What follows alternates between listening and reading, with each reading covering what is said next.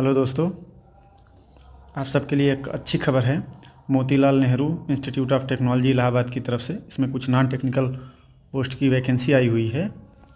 इसमें हम देखेंगे डिटेल्स में कि कौन कौन सी वैकेंसी आई है, कितने पद हैं तथा उनका फीस कितना लगेगा, एजुकेशन क्वालिफ़िकेशन की डिटेल क्या है। आइए हम चल के वेबसाइट से देखते हैं।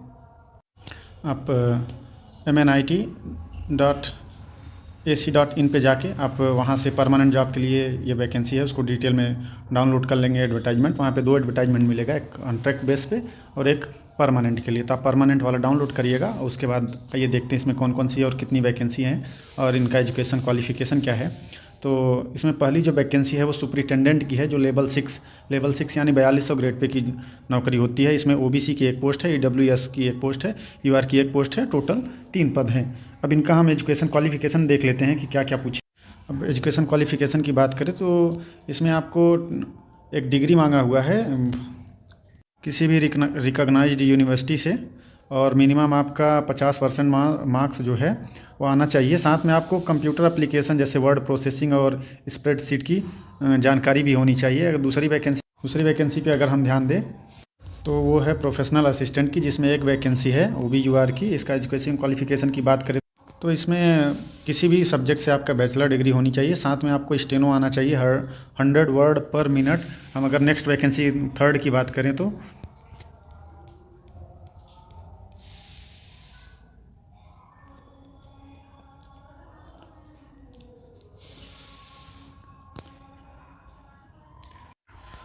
अगर तीसरी वैकेंसी की बात करें तो वो है हमारा सीनियर स्टेनोग्राफ़र। इसमें भी आपका बैचलर डिग्री के साथ साथ आपको 100 वर्ड पर मिनट की स्टेनो आना चाहिए। साथ में अगर सीनियर असिस्टेंट की बात करें तो इसमें भी एक पोस्ट है UR की।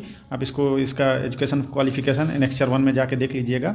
जूनियर असिस्टेंट की अगर हम बात करें तो इसमें SC की 2, OBC की 2, टोटल 4 पोस्ट है। साथ में अगर ऑफिस अटेंडेंट या लैब अटेंडेंट की बात करें तो इसमें टोटल 21 पोस्ट है, जिसमें SC की 3, ST की 1, OBC की 5, EWS की 2, UR की 10 पोस्ट है। अगर इसके क्वालिफिकेशन की बात करें तो ऑफिस असिस्टेंट के लिए जो है, अटेंडेंट के लिए आपका जो मिनिमम क्वालिफिकेशन है वो 10+2 है।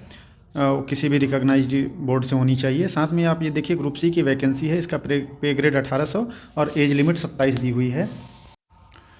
फार्मासिस्ट की 2 वैकेंसी दी गई है, दोनों UR की है। अगर हम टेक्निकल असिस्टेंट की बात करें तो टेक्निकल असिस्टेंट में 20 वैकेंसी दी गई है, जिसमें से 3 वैकेंसी आपका SC की, 2 ST की, 6 OBC की, 3 EWS की, 6 UR की, टोटल 20 वैकेंसी दी गई है। अगर टेक्निकल असिस्टेंट के एजुकेशन क्वालिफिकेशन एज लिमिट की बात करें तो टेक्निकल असिस्टेंट जो है ये ग्रुप B की वैकेंसी है 4200 ग्रेड पे की।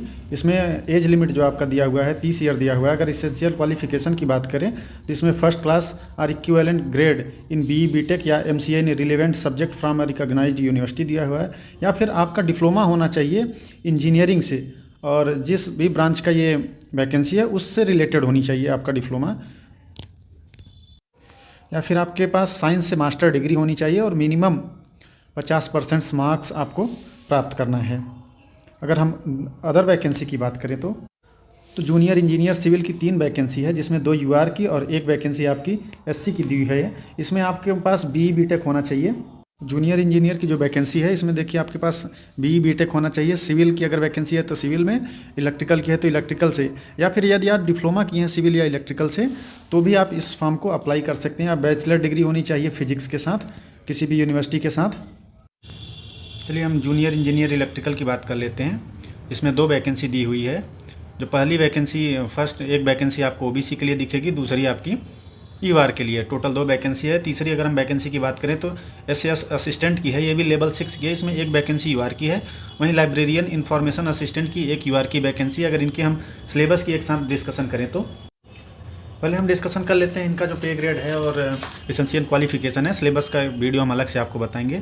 तो जूनियर इंजीनियर की अगर हम बात करें तो ये भी 4200 ग्रेड पे की वैकेंसी है। SAS असिस्टेंट और लाइब्रेरियन इंफॉर्मेशन असिस्टेंट, ये सभी 4200 ग्रेड पे की नौकरी है। इसमें जो आपका एज लिमिट है वो 30 साल दिया हुआ है। अगर जूनियर इंजीनियर की हम क्वालिफिकेशन की बात करें तो इसमें first class BE BTech in civil / electrical engineering मांगा हुआ है किसी भी यूनिवर्सिटी से, या फिर आपके पास first class diploma in civil या इलेक्ट्रिकल इंजीनियरिंग होना चाहिए। अगर SAS असिस्टेंट की बात करें तो इसमें first class bachelor degree in physics education from recognised university या इंस्टीट्यूट से होना चाहिए।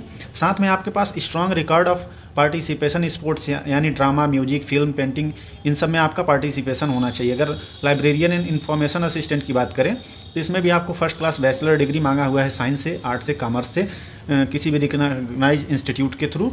ठीक है। अगर हम आगे की पोस्ट की बात डिस्कशन, तो अगला पद हमारा सीनियर टेक्नीशियन की है जिसका पे लेवल 4 दिया हुआ है। अगर इसमें बात करें तो SC की 2 पोस्ट है, ST की 1 है, OBC की 4 है, EWS की 1 है, UR की 7 है। एजुकेशन क्वालिफिकेशन और एज लिमिट की अगर हम बात करें तो सीनियर टेक्नीशियन जो है वो ग्रुप C की वैकेंसी है। इसका ग्रेड पे 2400 रखा गया है। इसमें जो मैक्सिमम एज लिमिट है वो 33 साल दिया गया है। अगर एसेंशियल क्वालिफिकेशन की अगर हम बात करें तो इसमें आपको पास 10+2 होना चाहिए साइंस से या किसी भी रिकॉग्नाइज्ड यूनिवर्सिटी से, और 60% मिनिमम मार्क्स होना चाहिए। या फिर आपके पास 10+2 में अगर 50% मार्क्स है तो आपके पास ITI का कोर्स होना चाहिए 1 ईयर का, या हायर ड्यूरेशन इन मतलब, या फिर 2 ईयर भी चलेगा, हायर ड्यूरेशन बोल दिया गया है। या फिर आपके पास 10th के साथ ITI सर्टिफिकेट 2 ईयर का होना चाहिए। या फिर इसमें ध्यान दीजिएगा, ये वैकेंसी डिप्लोमा वाले भी अप्लाई कर सकते हैं। Diploma in engineering of 3 years duration in relevant field from a recognised polytechnic या इंस्टीट्यूट। ठीक है। तो आप इन सब क्वालिफिकेशन वाले 10+2 हैं जिनका 60% है, ITI है, 10+2 में 50% है तो ITI होना चाहिए, या फिर 10th में 60% है तो ITI 2 साल का होना चाहिए, या फिर डिप्लोमा होना चाहिए। डिजायरेबल एजुकेशन में बैचलर डिग्री भी आप लोग अप्लाई कर सकते हैं। अगर हम तो लास्ट वैकेंसी जो हमारा है वो टेक्नीशियन की है जिसका पे लेवल 3 है।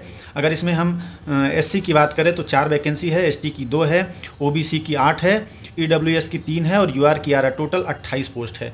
अगर एजुकेशन क्वालिफिकेशन और एज लिमिट की हम बात करें तो टेक्नीशियन हमारा ग्रुप C लेवल का है और 2000 ग्रेड पे की नौकरी है। इसमें आपको 27 ईयर की एज लिमिट दी हुई है।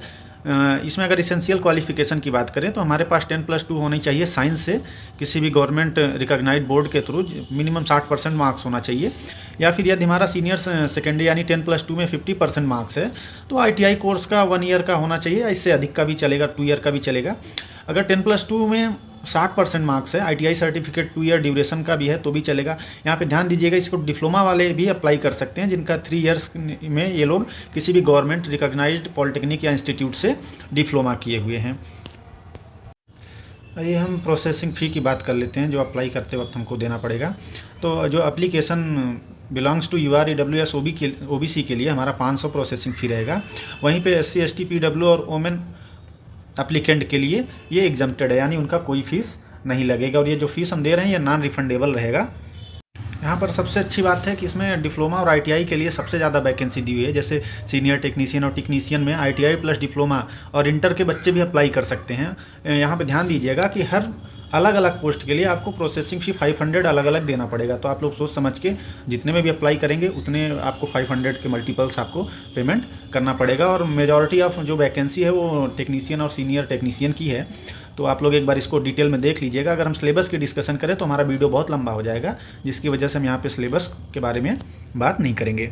वीडियो को देखने के लिए धन्यवाद और उम्मीद करते हैं कि नेक्स्ट वीडियो में हम आपका सिलेबस का डिस्कशन करेंगे। तब तक के लिए नमस्कार।